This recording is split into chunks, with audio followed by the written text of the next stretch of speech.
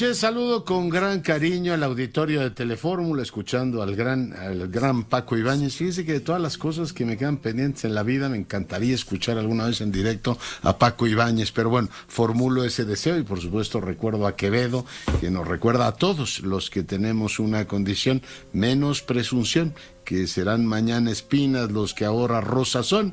Yo creo que nos conduciríamos mejor todos. Vale para todas las profesiones en la vida aquello de la relatividad. El tiempo pasa y a todos nos pone en nuestro lugar. México suma 4,251 nuevos casos de COVID, 158 muertes en las últimas 24 horas. Cuídese, hemos relajado muchísimo las medidas, pero sigue muriendo gente. Estados Unidos declara oficialmente Rusia como país con criminales de guerra en Ucrania. A unas horas de que Biden llegue a Bruselas, va a participar en varias cumbres, entre ellas la de la OTAN. La Unión Europea dice que van a estrangular la maquinaria de guerra de Putin. El ruso dice que los países hostiles que quieran gas lo tendrán que pagar en rublos. ¿Por qué? Porque tiene sus cuentas en divisas congeladas. Renault anuncia la suspensión de sus actividades en Rusia. Europa anuncia la posibilidad de hacer compras concertadas de gas para bajar el precio. Ante el Parlamento francés, Zelensky recordó los valores de la tradición francesa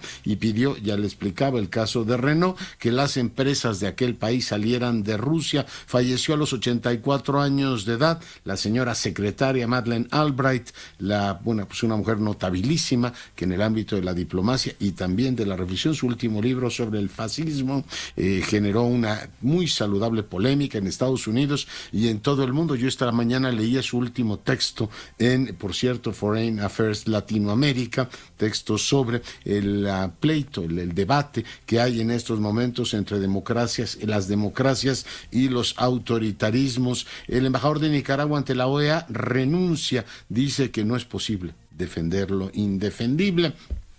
Le comento que mañana arranca la Convención Nacional Bancaria y de Valores. Hace un instante conversé con Eduardo Zuna, director general y vicepresidente de BBVA México. Platicamos de varios temas que en un momento más repasaremos. La iniciativa franco-mexicana en temas humanitarios no avanza. Solo México y Francia votaron a favor. El resto de los integrantes del Consejo se abstuvo. El INE ordena al presidente eliminar todos los videos del AIFA. Lo debe hacer de forma acelerada por la veda electoral. Instalan en San Lázaro el grupo de amistad México-Rusia. El PT recibe al embajador de ese país y agradeció Cornelli a México por no imponer sanciones. El presidente en la mañanera de hoy dijo que somos neutrales en ese conflicto, aunque usted recuerda, su diplomacia ha condenado la invasión rusa. Mañana arranca, como le decía, la convención y en un momento más tendremos también una revisión completa de lo que es la agenda, el tema financiero. Dice Monreal, en este caso ya con una actitud muy respaldada por el presidente, que no va a pasar la iniciativa de cobro a créditos en nómina. No, si ya el presidente anunció que la iba a vetar, por tanto, que en el Senado digan que no va a pasar. El tema es que pasó por la Cámara de Diputados y sigue eso generando muchísimas preguntas. ¿Qué ocurrió? ¿Qué pasó por ahí? Y el presidente la vetó. Morena dice ahora que va por la eléctrica. Vamos a hacer una breve pausa. Regresamos en un instante. Vamos con la información. Jenny Valencia, adelante.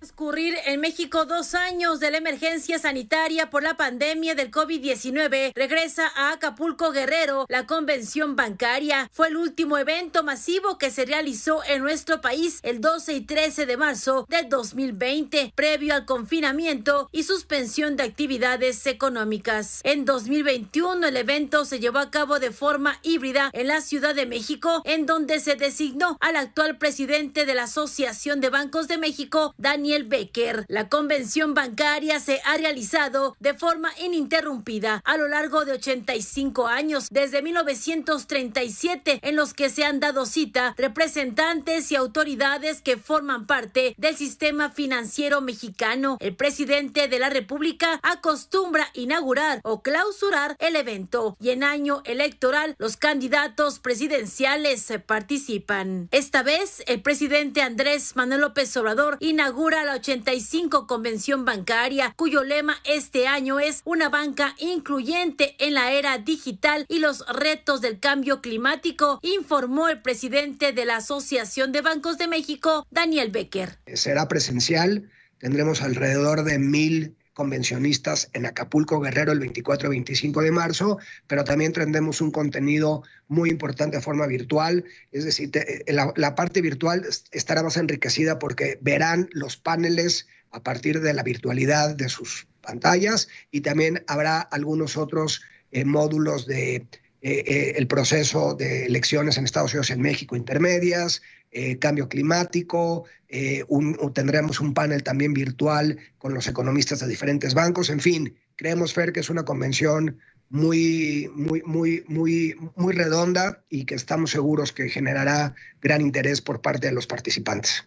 Desde Lázaro Cárdenas, seguido por Manuel Ávila Camacho, hasta Vicente Fox, Felipe Calderón Hinojosa, Enrique Peña Nieto y ahora Andrés Manuel López Obrador han asistido en calidad de presidentes de México a la convención bancaria. Asimismo, en 2013, ante el alto índice de violencia e inseguridad que se vivía en Acapulco, la convención bancaria número 76 se realizó en medio de un operativo de seguridad y vigilancia tanto del puerto como de la zona Diamante, encabezado por el Ejército Mexicano y la Marina, así como del Estado Mayor Presidencial, que se encargó del resguardo del entonces presidente Enrique Peña Nieto ante la amenaza de grupos delincuenciales de reventar el evento. Cabe destacar que cada año el sistema financiero se da cita para abordar asuntos coyunturales, para la toma de decisiones y compromisos que contribuyan al crecimiento económico y desarrollo del país. Este año se anticipa que los temas que predominen sean los efectos de la pandemia que persiste, la inclusión financiera, equidad de género, así como el otorgamiento de mayores créditos a la población y a las micro, pequeñas y medianas empresas, al igual que la venta de Banamex y el propósito de que quede en manos de empresas mexicanas. Se prevé que el 24 y 25 de marzo participen en la 85 Convención Bancaria más de 1,000 asistentes, quienes deberán seguir los protocolos de seguridad sanitaria, uso de cubrebocas, contar con prueba COVID-19 y con certificado de vacunación. Para Grupo Fórmula,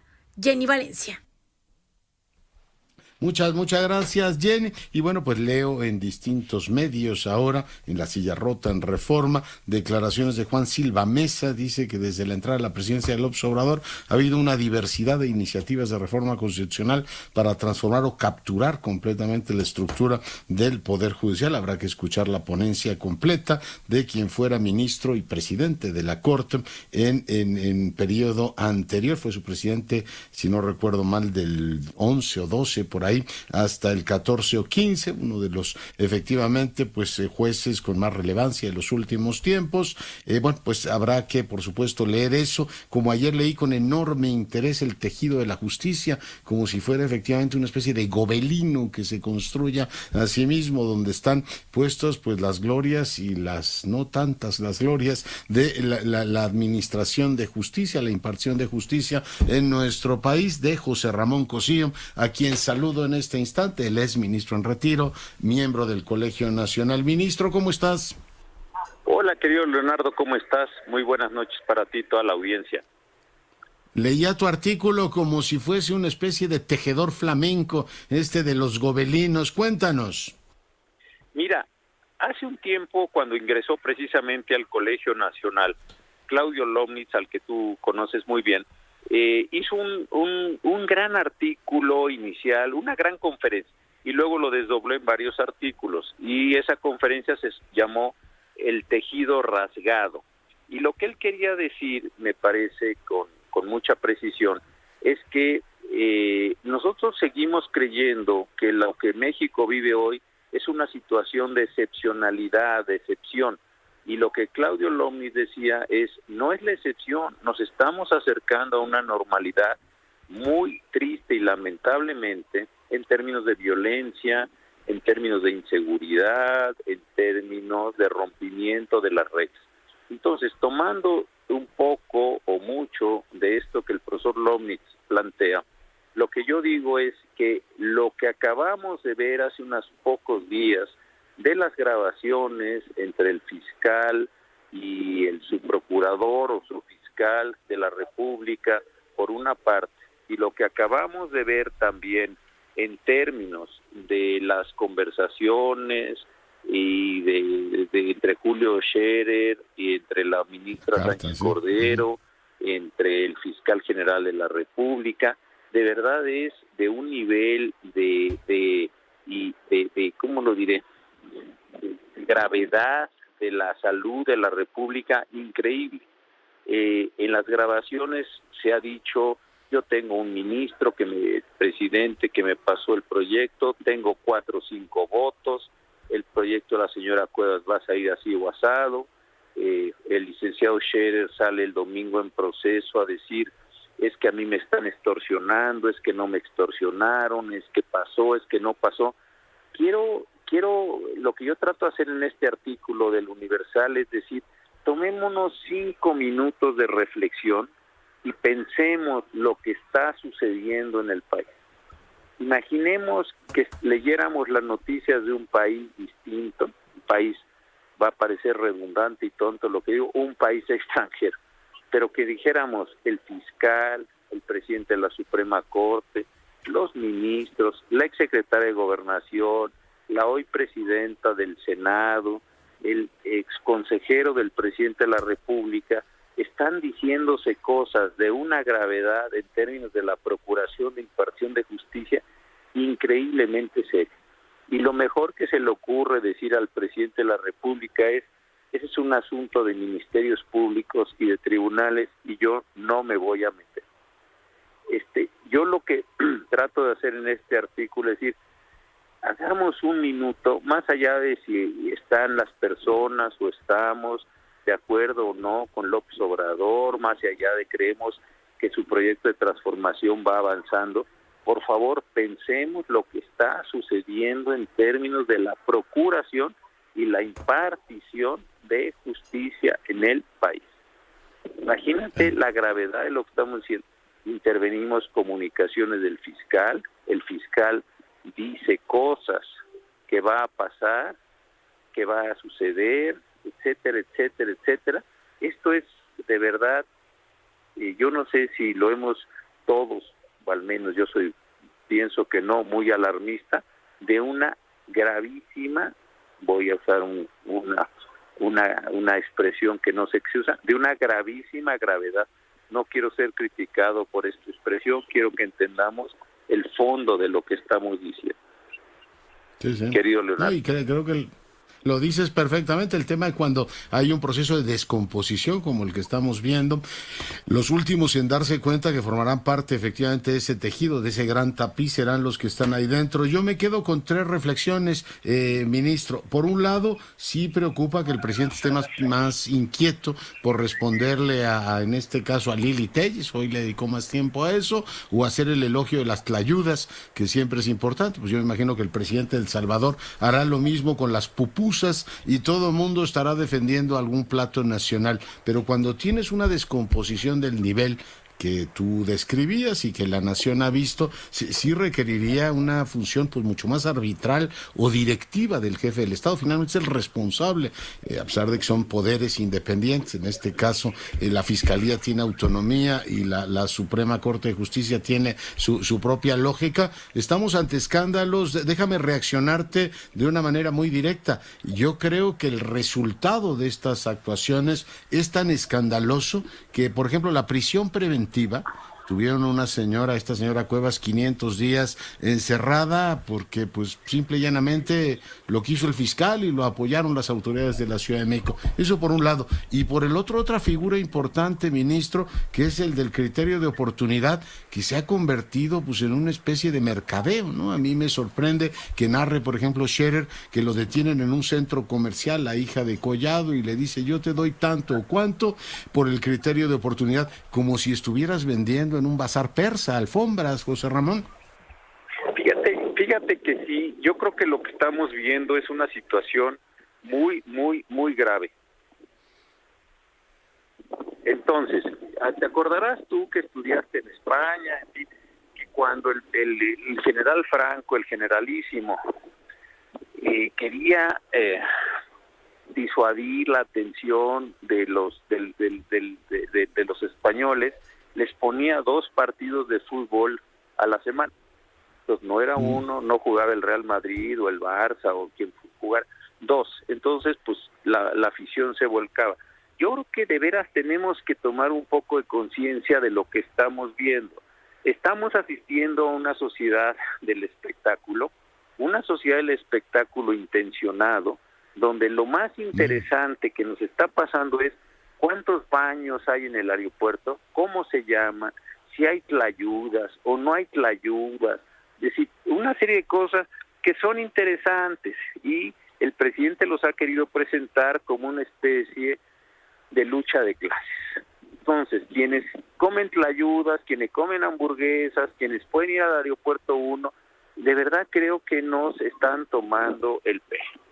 Creo que el fondo, verdaderamente, el problema es qué está pasando con los indicadores generales del país, no si venden tlayudas, o si hay un mercado ambulante, o si se venden gorras. Es decir, creo que ahí está el distractor general que nos están poniendo enfrente y que tantas personas, y algunas personas inteligentes, esto es lo que más me ha sorprendido, me ha entristecido, te lo debo decir, personas que sí, es que las gorras en un puesto, porque los aeropuertos no deben tener duty free, de veras ese es el nivel de la discusión nacional. La epopeya nacional es si tenemos o no tenemos un aeropuerto de 5, 10, 15, 20, es de veras, ese es el nivel de discusión que tenemos que tener en el país. Matan periodistas, matan mujeres, entierran mujeres. Las personas acaban de sacar de sus afores todo el dinero.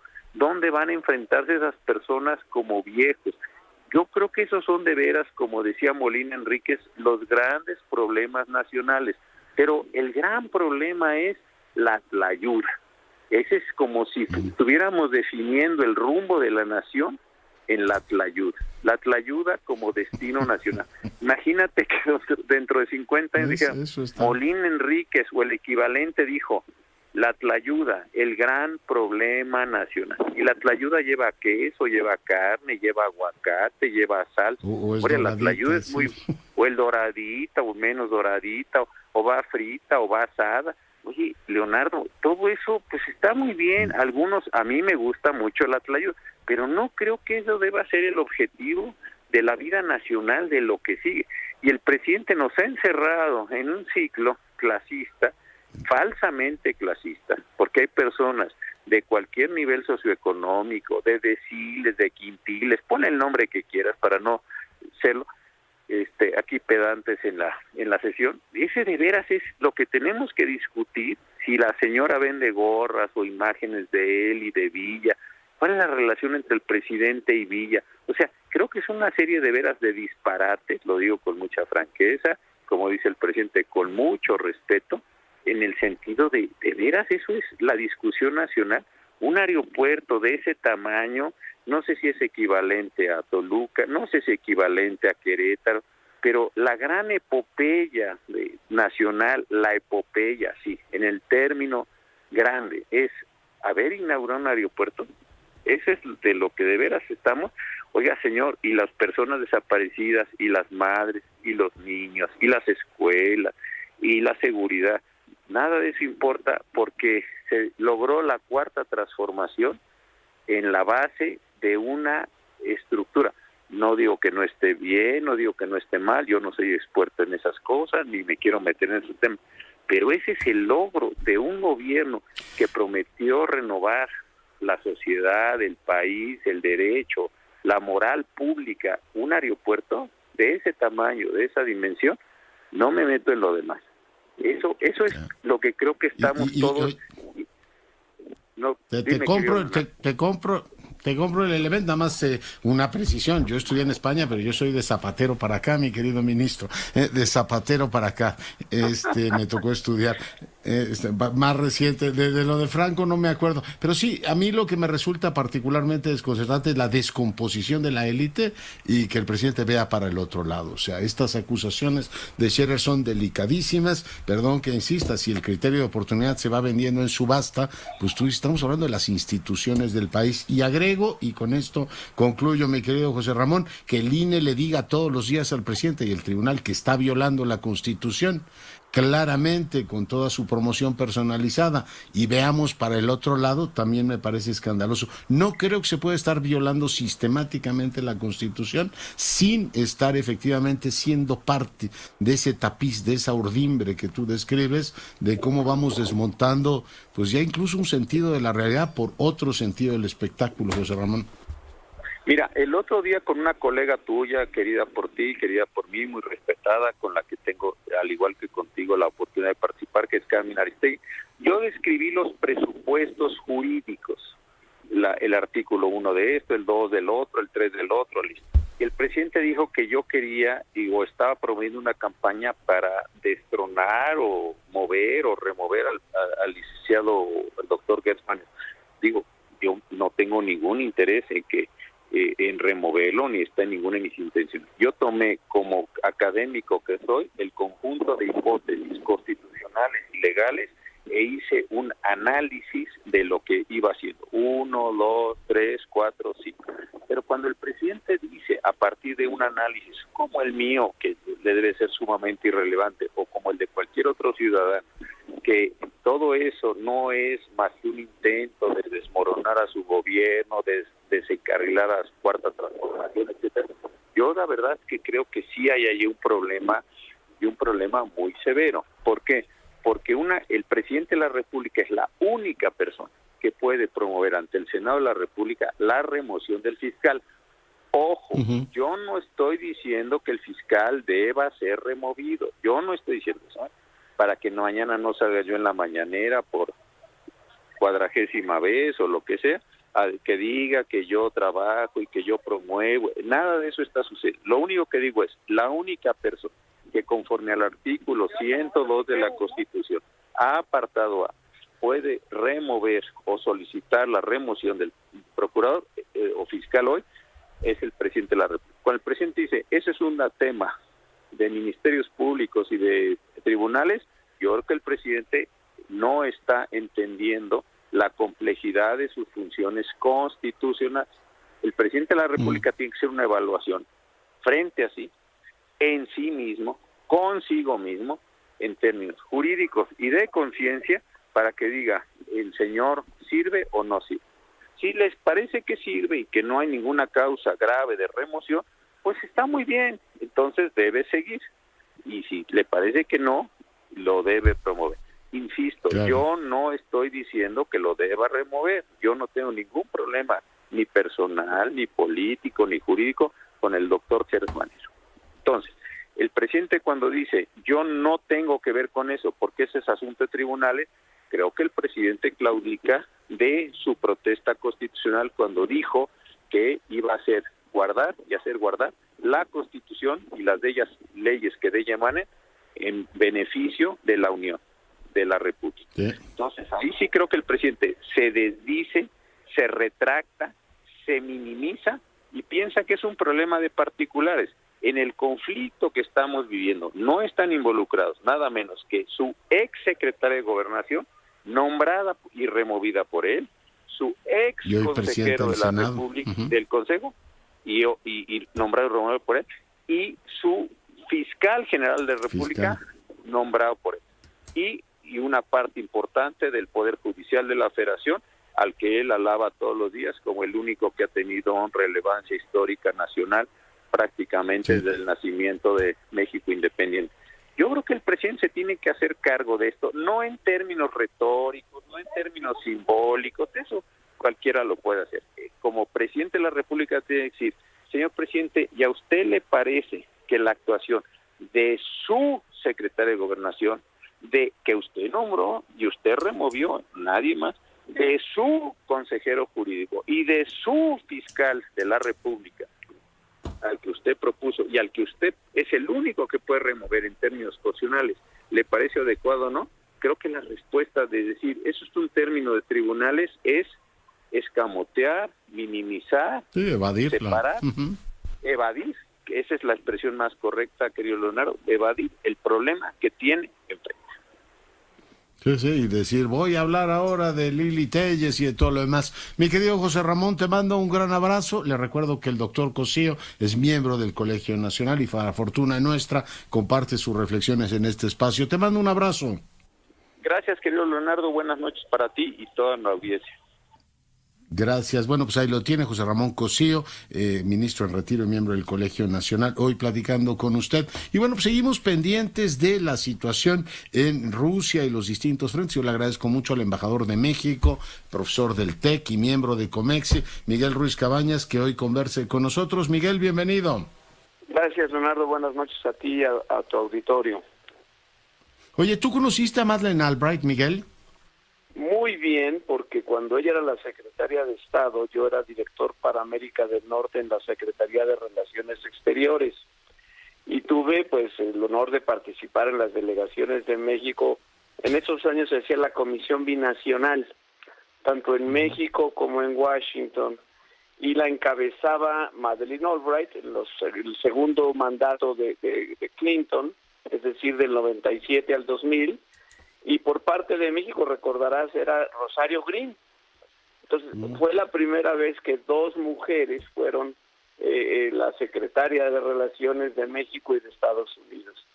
Ella vino a México y varias veces, precisamente invitada por Rosario Green, y me tocó algo muy peculiar. Fíjate que el día anterior a la toma de posesión del presidente Vicente Fox, ella vino como parte de la delegación de Estados Unidos a la toma de posesión de Fox, y ahora sí que me encargaron que yo fuera el correo, digamos, del gobierno de México y su guía todo el día. Entonces, por esa razón tuve más contacto con ella, y recuerdo muy bien que la vi 2 días antes del 11 de septiembre en Washington, porque nos encontramos en un restaurante y fue la última vez que yo personalmente platiqué con ella. Pero en esos años, pues sí, te puedo decir que sí tuve trato con ella y me reconocía como el director para América del Norte de la Secretaría de Relación. ¿Qué tal? Oye, sus memorias quedan como uno de los grandes memorias de diplomáticos. También, por cierto, Rosario Green escribió las suyas, pero de Albright me queda, digamos, un recuerdo delicioso de haberlas leído. Y bueno, pues después escribió estos últimos, todavía muy activa en los últimos años, el tema del fascismo, ¿no? Y el debate, yo decía al auditorio, fíjate lo que son las cosas. Esta mañana leía, preparando una intervención que tuve en la Facultad de Derecho, el último texto que publicó en Foreign Affairs, que se tradujo al Foreign Affairs Latinoamérica, sobre el dilema que ahora tenemos entre democracias y autoritarismos, ¿no? Ella decía que era, pues la lógica está el péndulo, y que la democracia se iba efectivamente a sobreponer en esta, pues, disputa que hay entre Rusia y la Unión Europea, o Rusia y Occidente. Digamos, ironías de la vida, mi querido embajador. Pues sí, y además yo creo que ella estaba preocupada, pues, por el fenómeno Trump. Estaba preocupada del avance de las autocracias en el mundo. Creo que el libro del fascismo es portentoso, ¿no? Exacto, pero creo que con una perspectiva histórica. Tiene mucho que ver también con su biografía. Ella llegó a los 11 años a Estados Unidos, refugiada en la Segunda Guerra Mundial. ¿Era checa o de dónde era Albright? Checa. Sí. Era checa. Oye, ¿me dejas que ponga una brevísima pausa? Regresamos y revisamos ya todo el tema de Ucrania, Rusia y todo lo demás. Pausa. Estamos en conversación con el embajador de México, miembro de COMEXI, profesor del TEC de Monterrey, Miguel Ruiz Cabañas. Embajador, regreso al tema ahora. Viaja o estará llegando en estos momentos Biden a Bruselas. Hay reunión con la Unión Europea, la OTAN. ¿Cómo es el frente Rusia-Ucrania? ¿Qué novedades hay? Mira, pues por un lado, ya sabemos que Rusia ha estado incrementando sus ataques, usando cada vez más misiles más duros, que están afectando indudablemente a la población ucraniana en diferentes ciudades. Es realmente algo muy, muy lamentable. Es preocupante la declaración que hizo Biden diciendo que no descartaba que Rusia pudiera utilizar armas químicas. Eso, pues, ya sabemos, están prohibidas por el derecho internacional humanitario, pero en fin, el mera mención es realmente algo terrible. Lo que sí creo es que Rusia va a seguir tratando de conquistar las ciudades más importantes la capital eventualmente, y que si lo llega a hacer, entonces a lo mejor en ese punto podría pensar en negociar ya de una forma más seria con Ucrania el fin de las hostilidades. Lamentablemente no creo que se vaya a producir un fin de hostilidades antes de que Rusia pueda decir ya gané porque ya tomé la capital, aunque yo estoy convencido de que nunca va a poder controlar a la población ucraniana. Es un país de más de 40 millones de habitantes en un territorio de más de 600,000 kilómetros cuadrados. Pero creo que ese será su objetivo militar y que eventualmente si lo logra, a lo mejor dice ahora sí vamos a negociaciones. Lo que me pareció muy interesante también, Leonardo, es que hoy en el Consejo de Seguridad de la ONU, Rusia presentó un poco sorpresivamente un proyecto de resolución sobre asistencia humanitaria a Ucrania, mismo que no se aprobó. No hubo vetos, simplemente hubo 13 países que se abstuvieron de los 15 y solamente 2 votaron a favor, que fueron Rusia y China, y con eso el proyecto fue desechado. Aquí lo que fue un poco curioso es que en México, la misión permanente con el embajador Juan Ramón de la Fuente llevaban 2 semanas junto con Francia tratando de promover una resolución que facilite la protección de la población civil, precisamente de los bombardeos, ataques, etcétera, y 2, que se le permita a las agencias internacionales llegar a protegerla, o sea, crear condiciones en el terreno para que esa asistencia humanitaria llegue, del Programa Mundial de Alimentos, de la ACNUR, la Agencia de los Refugiados, la Cruz Roja, etcétera. Y finalmente esa resolución se va seguramente a aprobar mañana en la Asamblea General extraordinaria, que fue convocada nuevamente el día de hoy. Se espera que mañana el proyecto franco-mexicano pueda ser aprobado por la Asamblea General. Por la Asamblea, ¿verdad? Por la Asamblea, sí. No en el Consejo, ya no se presentó en el Consejo porque ya sabemos que habría un veto de parte de Rusia. Entonces no se podría aprobar. Entonces directamente México y Francia ya decidieron que lo llevan a la Asamblea General y se esperaría que es el de Rusia mañana, como alternativa al presentado por México y Francia, y hoy 13 abstenciones y solamente votaron China y Rusia, ¿no? Exactamente. Todos a favor. Hoy sí, dime. No, bueno, que la intervención de Juan Ramón de la Fuente, como siempre, me pareció francamente excelente, y creo que eso es lo que también hay que ver bien dónde está la posición de México en esta invasión de Rusia a Ucrania. Creo que la misión de México en Nueva York, la Secretaría de Relaciones Exteriores, la misión de México en Ginebra, la verdad, Leonardo, han tenido posturas impecables. Y bueno, eso contrasta un poco con la formación del Grupo de Amistad México-Rusia hoy en la Cámara de Diputados, pero yo no creo que haya que sobreestimar la instalación de este grupo. Es un acto casi simbólico de algún grupo de diputados que tienen sus propios lazos con Rusia y con otros países. El PT, ¿no? Exacto, pero yo no creo que habría que, la verdad, darle una importancia o demasiada importancia, porque ese no es el Poder Ejecutivo. El Poder Ejecutivo creo que está manteniendo una posición correcta conforme al derecho internacional y conforme a la Carta de la ONU. Sí. El presidente hoy dijo, somos neutrales en todo esto, se le olvidó que México había condenado la invasión a Rusia, pero bueno, en las mañaneras pueden ocurrir estas cosas sin que se tomen necesariamente como doctrina de política exterior, ¿no? Pues sí, porque donde realmente te tienes que manifestar como Estado mexicano, pues es en las Naciones Unidas, ¿no?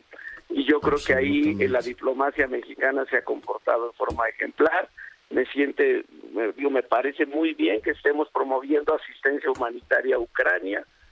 No creo yo que México deba, por supuesto, mandar armas a Ucrania. No es el papel de México, ni mucho menos, ni involucrarnos en ese tipo de operaciones de ninguna manera, pero sí creo que involucrarnos en promover la asistencia humanitaria a Ucrania, ese es el papel histórico de México.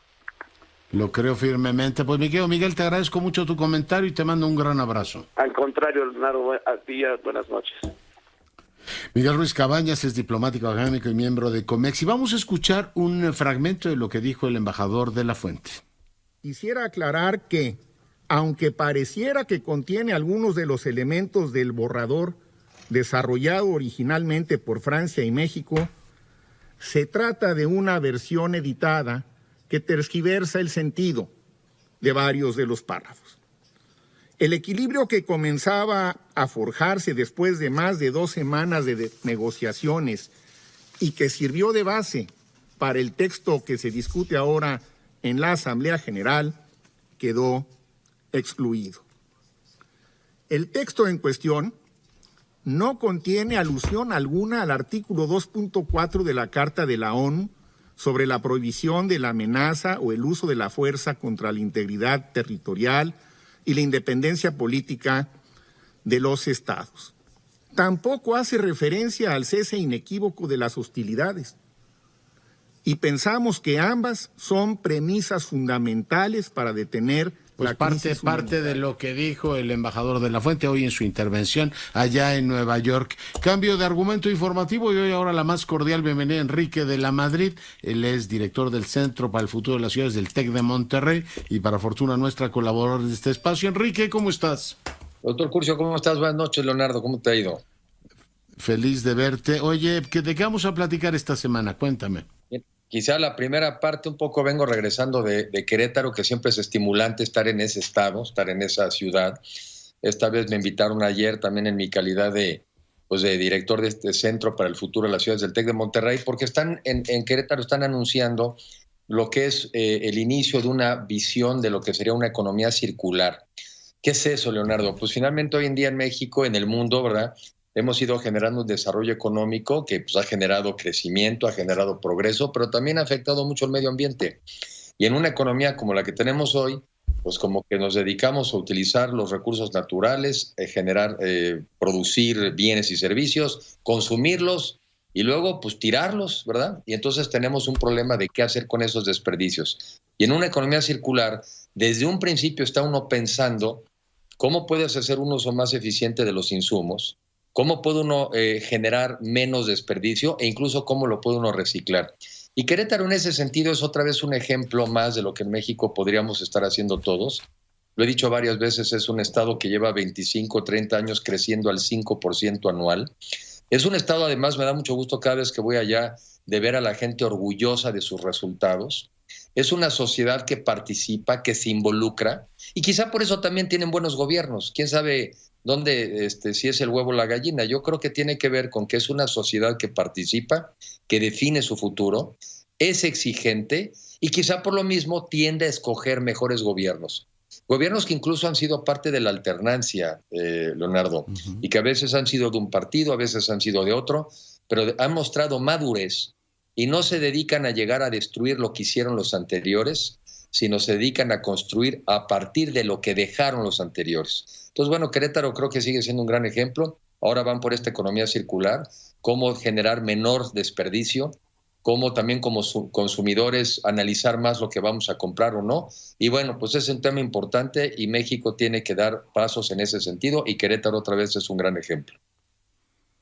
Oye, algún alcalde me dijo alguna vez, mi querido Enrique, dice, los 2 temas más importantes de la gestión urbana son reciclar basura, toda tu política de basura, que es un gran tema, y particularmente las grandes ciudades, y todo lo que tiene que ver con el saneamiento de aguas. Ese par de temas, por supuesto hay otros como la seguridad pública, el transporte, etcétera, pero esos 2 son un auténtico quebradero de cabeza, Enrique.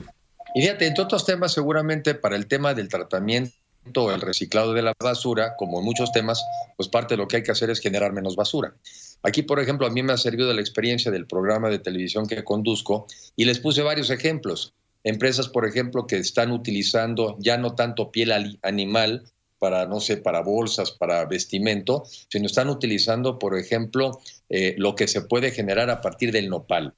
O empresas que están vendiendo sus productos de limpieza ya no en envases de plástico, sino en envases o propiamente en temas desechables. O sea, hay todo un grupo también en México, afortunadamente, de gente joven y talentosa, de viendo cómo logramos generar un crecimiento cada vez más sustentable. O sea, hay mucho México, afortunadamente, haciendo bien las cosas y lo importante, construyendo a partir de lo que otros han hecho y no en un espíritu destructivo que ya vimos que no sirve para nada. desmantelar todo lo que hizo el anterior. Es verdad que han tenido una secuencia por lo menos de 4 o 5 gobiernos, además con la alternancia garantizada, de gobiernos que han dado continuidad y una civilidad política extraña en este país, ciertamente, Enrique, lo que debería ser la norma.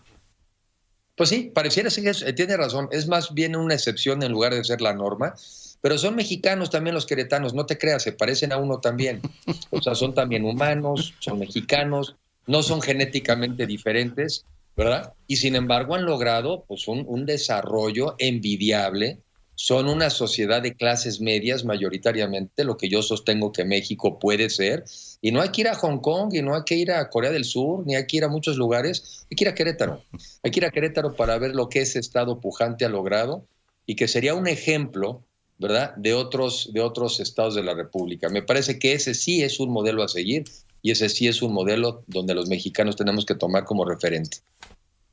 Pues tomamos nota, mi querido Enrique, te mando un gran abrazo. Leonardo, gracias, buenas noches. Ahí está el comentario de Enrique de la Madrid, para fortuna nuestra, todas las semanas en este espacio. Y bueno, pues seguimos, por supuesto, pendientes de la información, revisábamos lo más relevante. Ya le comentaba que el Instituto Nacional Electoral ordena al Ejecutivo bajar de sus redes y de toda su comunicación, toda la propaganda gubernamental ligada, por ejemplo, al aeropuerto. Vamos a ver si ocurre y, bueno, pues cómo lo trata mañana el jefe del Estado. Hay, por supuesto, también otros temas, están ligados a los asuntos financieros. Recuerde que mañana arranca la Convención Nacional Bancaria, la convención de la ABM, la número 85. Polo Espejel, te saludo. ¿Cómo está, doctor? Muy buenas noches. Transcurrieron 21 horas de estar atrincherados en una escuela de aviación de Toluca.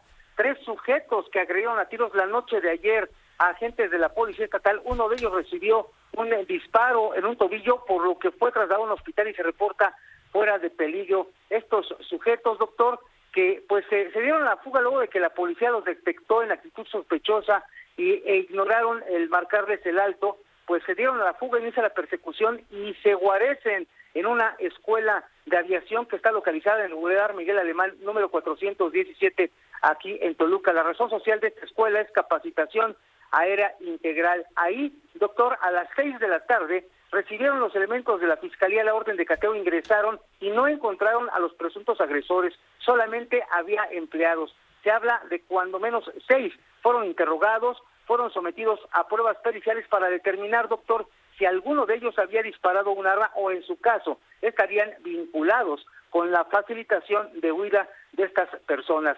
Continúan las labores de interrogación en la Fiscalía Mexiquense, doctor, pero transcurrieron 21 horas para que los policías puedan ingresar a esta escuela de aviación, donde, a decir del apoderado legal, en ningún momento estuvieron al interior los presuntos agresores, algo que las autoridades, por supuesto, no creen. Doctor, lo que tenemos al momento.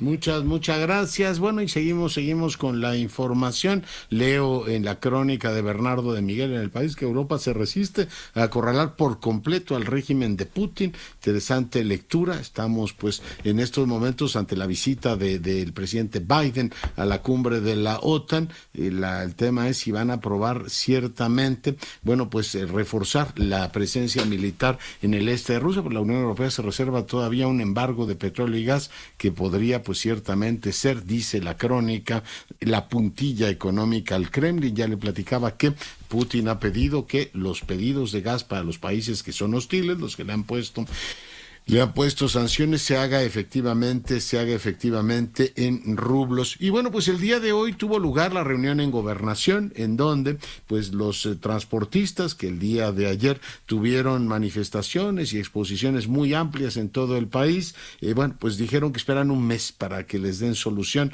precisamente al tema. Y bueno, pues en un momento más le tendremos, a ver si nos da tiempo a dar la información, si no mañana recogemos parte de esa crónica. Voy ahora con Carlos Rosanov, nuestro corresponsal en Guanajuato. Carlos, adelante.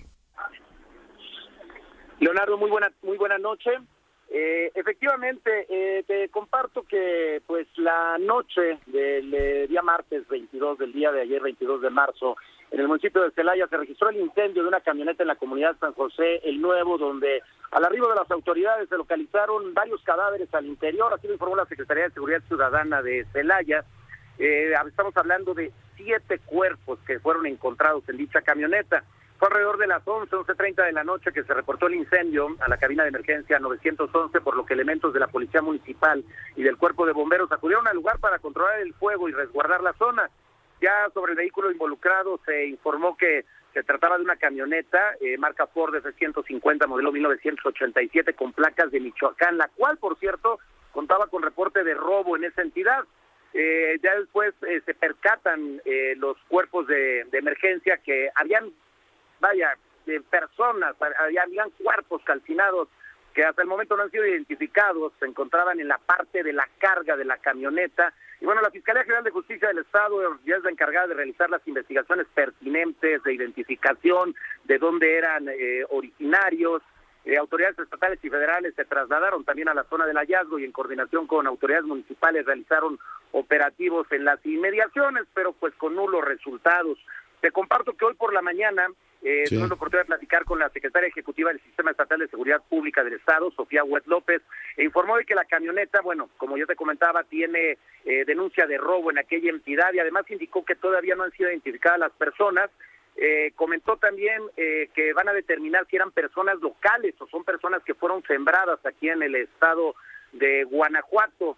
Recordemos que nuestro estado hasta el 2021 era el estado que concentraba la mayor cantidad de homicidios dolosos en México, tras concluir el año con 3.516 víctimas de este delito. Ya ha disminuido un 20% los asesinatos dolosos en la entidad. Hasta aquí el reporte, Leonardo. Perfecto. Gracias, Carlos. Bueno, y nos vamos. Quiero decirle antes de irnos que Carlos Slim lanzó una oferta pública, una OPA de adquisición por una inmobiliaria española que se llama Metrovacesa, y con esto pues controlaría el 30% de esa compañía ibérica. Veremos si fructifica o no esta oferta pública de adquisición. Nos vamos, cuídese y sea rabiosamente feliz, se lo merece.